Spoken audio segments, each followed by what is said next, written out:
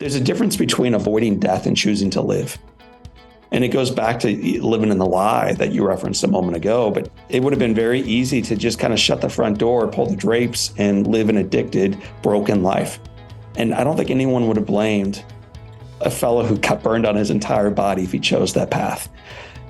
But unfortunately for me, my parents refused to allow that to happen. People are often surprised that I have really high levels of fear and anxiety. They look at what I do and they're like, "You look really happy dangling off the side of that waterfall." And the truth is that I'm happy doing this stuff. But what keeps me alive is all the prep work and listening to that fear and anxiety rather than trying to stuff it into a bucket and put a lid on it. That doesn't work. We owe it to ourselves to go back to seizing happy, looking for it, keep trying to grab it wherever it is, even if it feels like it's far away. Just keep trying to find it and keep trying to bring it to you. Hi, and welcome to Common Denominator. In honor of Mental Health Awareness Month, today we're going to look back at some of our most powerful clips on mental health. Over the years, I've been privileged to speak with leaders in the mindset and mental health space. Therapists, life coaches, people who have overcome extreme trauma, and more. And you'll hear some of their incredible insight in this episode. Before we start the show, just a quick ask. If you enjoy Common Denominator, we'd be grateful if you'd subscribe on YouTube, Facebook, Apple, Spotify, or wherever you can get your podcast. It helps promote the show and it helps us get great guests. We start with Jon Gordon. Jon is one of the country's leading voices on leadership, culture, sales, and teamwork. He's a 15-time best-selling author and has consulted for NFL, NBA, and MLB coaches, as well as some of the top CEOs in America. Here, he shares the numerous benefits of daily walks of gratitude. So I read you can't be stressed and thankful at the same time. So now every day I'm taking these walks of gratitude and I'm not feeling stressed. I'm feeling blessed. I'm feeling good. And I don't know this, but years later, I know I'm flooding my brain and body with these positive emotions that are uplifting me instead of the stress hormones that are slowly draining me. And I'm also creating a fertile mind that is ready for great things to happen. And so I'm changing my mindset day in and day out. And so the thoughts we think and the words we say become the reality and the life that we live. Like, that's how important thoughts are. We are more thought beings than physical beings because we're energy. And so our thoughts of who we are, of what we believe, our perspective, and how we see the world determines the world that we see. And so I know mindset is everything. John O'Leary is lucky to be alive. As a child, he was burned on 100% of his body, and doctors gave him a 1% chance to survive. Now, years later, he inspires millions with his perspective on life. In this clip, Jon tells us about the impact his parents have had on him and how they've empowered him to tell his story. I also know that it took your parents a long time to even talk about what happened. Eventually, they wrote a book. But what was going on? I mean, I'm sure you've talked to them about it during that time. Maybe they were just trying to get a hold of their emotions and try to just make sense of the whole thing. I mean, what was going on with them during this process afterwards? We were living, man. My dad was a business owner. My mom was a teacher and raising 6 kids. We won't go through all the challenges that every child had, but needless to say, Jon, your guest today, is not the only one that had some difficulties going through life. Every one of my siblings had a few things going on or a lot of things. So mom was parenting and dad was parenting and they were staying married, and then dad gets Parkinson's disease and loses the business, and life is just quickly unfolding in front of us. And then what ultimately changed for them was at least 2 things. Number one is my father lost his job, came home, and at about that same time, one of his kids got married. That kid's name was John, and his wife was Beth. And so they come into this church and they have 450 friends around them, and they're seated in the front row, I think on the right-hand side. And the in-laws are on the left-hand side, and all the good-looking guys are on the right, and all the pretty girls are on the left. And then their son walks out with my brother Jim saved my life the day I was burned. So he walks out right behind me as my best man. And there's this train of other of guys right behind them, all lined up to support us. And then these girls, 4 of them were my sisters. One of them was my wife's sister. And then my beautiful bride walks down the aisle, and they realize, probably for the first time in their lives, how the story ends. This tragic childhood fire that burned us all, not just me. We all got hit by that one, because life never happens in a vacuum. Ends up in this moment of celebrating life. So we exchange vows, we go to the party, we sit back some champagne and go off to Hawaii afterwards. And as I come home, I realize my mom and dad are starting to write a book about their life story. And as they go through what they're writing, it turns out that the life story is actually about one of their kids named John. So it's the unauthorized biography of John O'Leary's life. My father and mother wrote it, I think, in like 33 days. So like, it's a pretty quick read. Ultimately, they print it. They publish 100 copies, Moshe, and it went quickly. So they printed 100 more and then 100 more. It is sold now, I think, 80,000 copies. What would happen then is people would say, gosh, dude, what a story. Like, why'd you never tell anybody?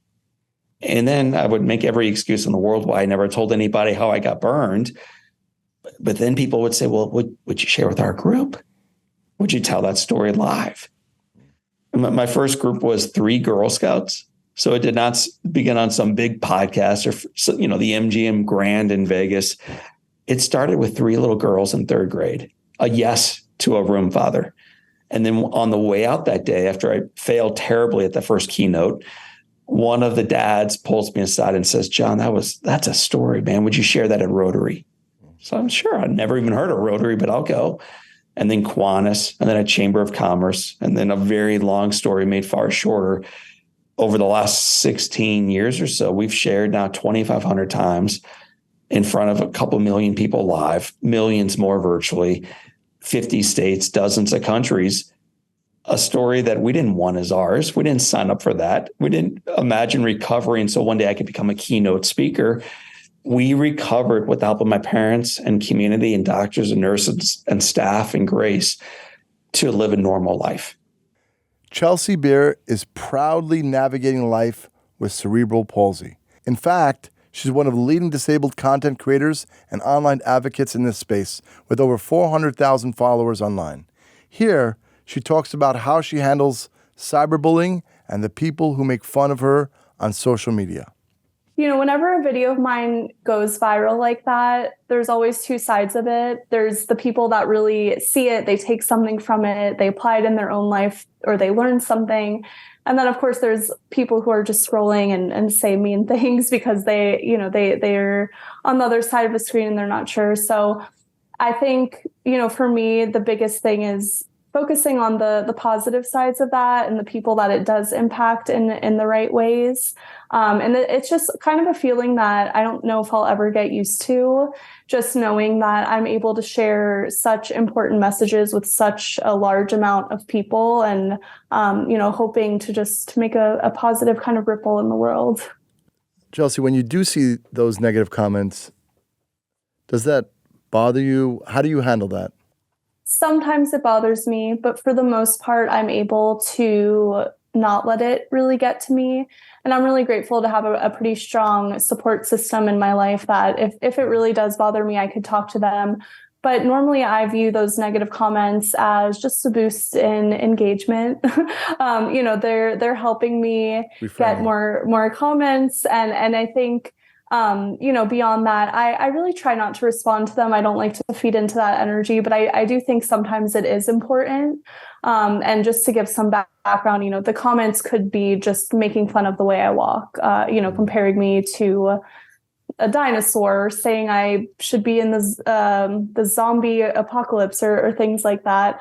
Normally I ignore them, but I do like to respond every now and then just so my followers can see that it's okay that it's not okay to say these things, and kind of reinforcing why I do what I do. I do it to help people understand that bullying and things of that nature are not okay.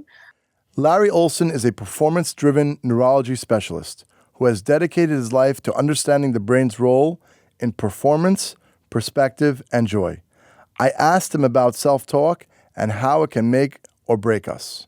How important is that to constantly bombard, I guess, your dendrites in your brain with positive self-talk? How important is that?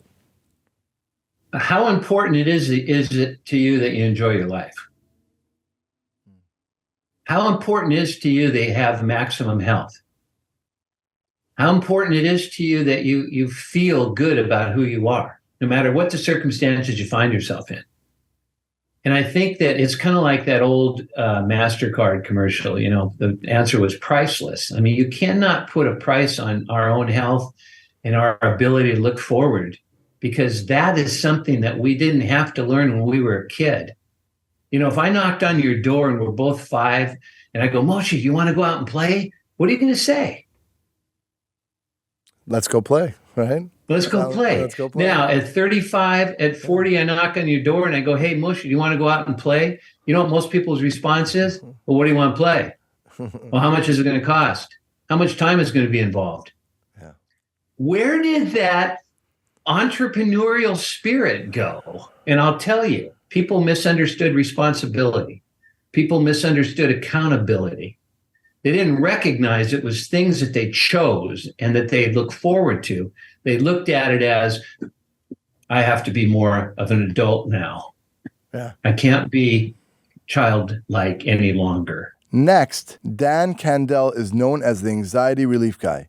He describes stress and anxiety as toxic and silent killers and wants to help you break free from anxiety and live life on your own terms. Here, he gives a practical strategy to calm you down when things start to spiral. The other way is, like I said, to practice naturally calming techniques, which you've seen me do this a couple of times, which is a form of bilateral stimulation. So whenever you notice yourself escalating in a way that is going to cause you to feel overly anxious, you can shift into something that's going to help you feel more naturally calm. Bilateral stimulation, or doing something where you're activating both sides of your body, is a great way to do this. And one of the things I teach, this is like step 1, I teach to a lot of my clients, is whenever you notice yourself feeling anxious, pass something back and forth like this, slowly, or roll a pen between your hands like this and kind of go back and forth like this. And this is just it's going to like zen you out. Nicole and Bo Johnson were living the 9-to-5 rat race when one day they decided they didn't want to do it anymore. It was impacting their marriage, their children, and their mental health. So they seized the moment, bought a school bus, and transformed it into an RV, and their family now travels the country in search of adventure. Here, they tell us the moment they knew it was time to be bold. I was on maternity leave with my daughter, right? Yes. Yep. And I realized that I had used up all of my vacation time for maternity leave. We weren't going to have any vacation time for almost a whole year together. And we were just like, that's like, what are we working like? Yeah, that's not the way we want to live life, right? Like, we don't want to be on opposite schedules. And so we were just looking through Instagram one day and trying to figure out what that change looked like for us. And I saw a school bus, and I remember just looking at you and going, we could do that. You're just like, hey, we should buy a school bus. And we were just watching something. I'm like, pause, a school bus? Yeah. Like, wow. And then I think the next week we bought a school bus. Yeah. So you buy the school bus, and then what's the process of, plumbing, electric, and the whole, what does that journey look like? We always laugh that our bus was built off YouTube tutorials and tears, because we did a lot of YouTubing. So thankful that there are people that have been on YouTube that have taught us this. When you had this idea, when you told family and friends, by the way, we bought the school bus, did they think you were crazy, like a lot of them, or how was that? well, Yeah, yes. I think everybody thought we were a little bit crazy. I think my parents were the funniest, because I think they sort of expected this of us, because we're very, what's the word? I don't even know. Spontaneous. Thank you. Yeah. We're very spontaneous. I don't think that this surprised them, but I don't think they quite saw the vision. Next, we chat with two elite athletes. First, Will Gadd, who is a world record-holding ice climber, mixed climber, and paraglider pilot. He's also the first person in the world to have ice climbed Niagara Falls. You'd think Will was fearless, but in fact, it's quite the opposite. He's just developed the tools to push through his fear, and he shares them with us here. People are often surprised that I have really high levels of fear and anxiety. They look at what I do and they're like, you look really happy dangling off the side of that waterfall. And the truth is that I'm happy doing this stuff.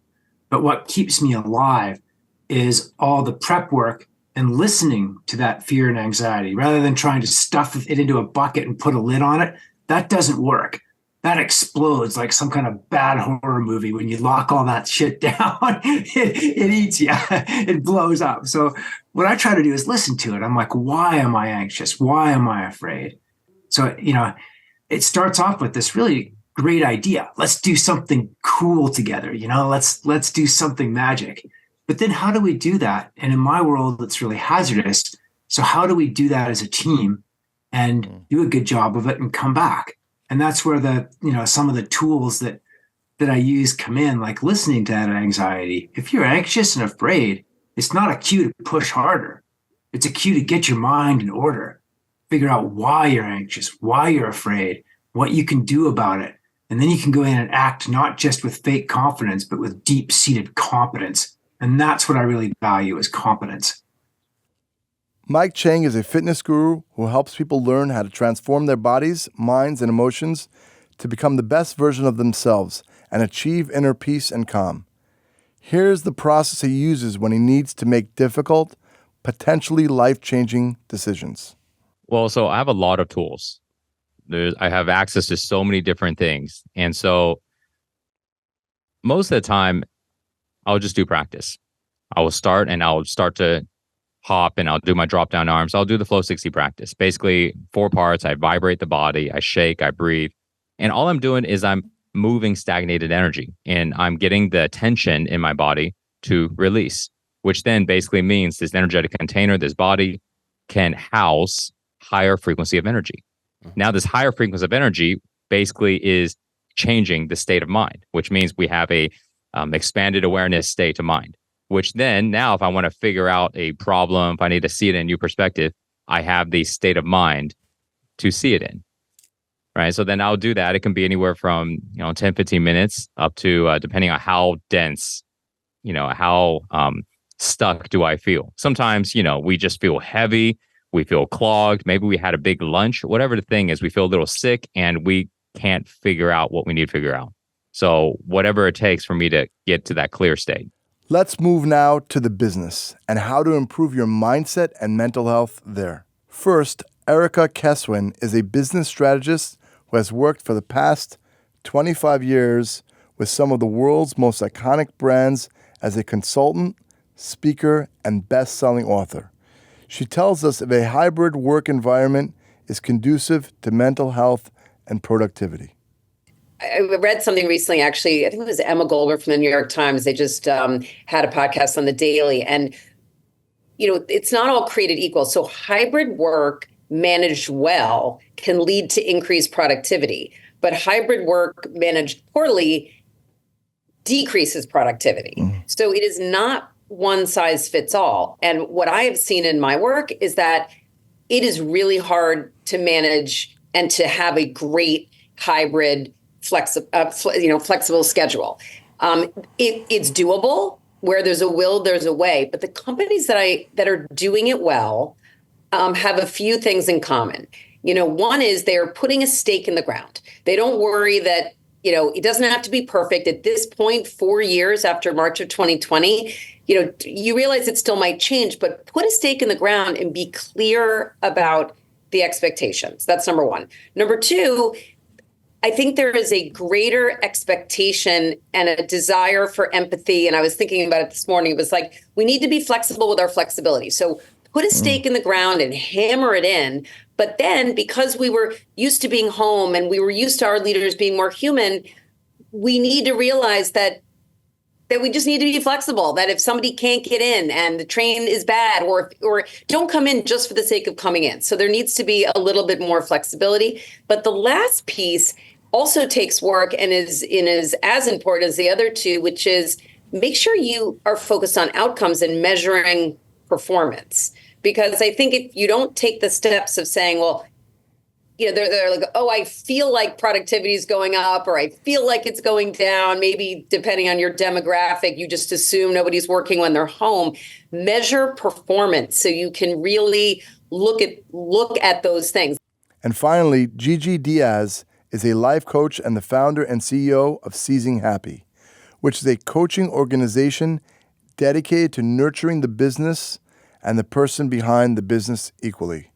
She believes that leaning into your mental health and prioritizing happiness is integral to entrepreneurship. I think that when it comes to our happiness, we are told all the time that you need to be happy ongoingly. And I don't believe that. I do believe, however, that we need to be in a state of seizing our happiness. And what that means is in the times when life gets difficult, when there are obstacles, when it just gets tough, it's challenging and you're not sure which way to go, all those not so fun experiences of our human existence, I think that we should sit in those and feel through it, but we owe it to ourselves to go back to seizing happy, looking for it, keep trying to grab it, wherever it is, even if it feels like it's far away. Just keep trying to find it and keep trying to bring it to you. Keep trying to seize that. And so that's the goal of the company. It's where it came from. It's, even if you're struggling, especially as an entrepreneur, there are so many ups and downs in business. Yeah. And some of them are very unpredictable. Some of them you're like, okay, I see there's something happening here. Let me either do like a cash injection or let me like alter things a little bit. But sometimes you just wake up and you're like, whoa, what's going on with the business right now? So, you sit with that, but then you owe it to yourself to continue seizing your happiness. Hope you enjoyed this episode, and I hope it helped in some way. Next week, I'll chat with Michael Chernow. Michael is a renowned chef, a restaurateur, a fitness competitor, and a thriving entrepreneur. Through his new Creatures of Habit platform, Michael's goal in life is to give people the power to harness healthy habits from wake up to wind down. If you're watching the show on Facebook or YouTube, we'd be grateful for a like, share, and subscribe. And if you're listening on Apple or Spotify, feel free to leave a rating and review. Have a great day, and I'll talk to you again soon.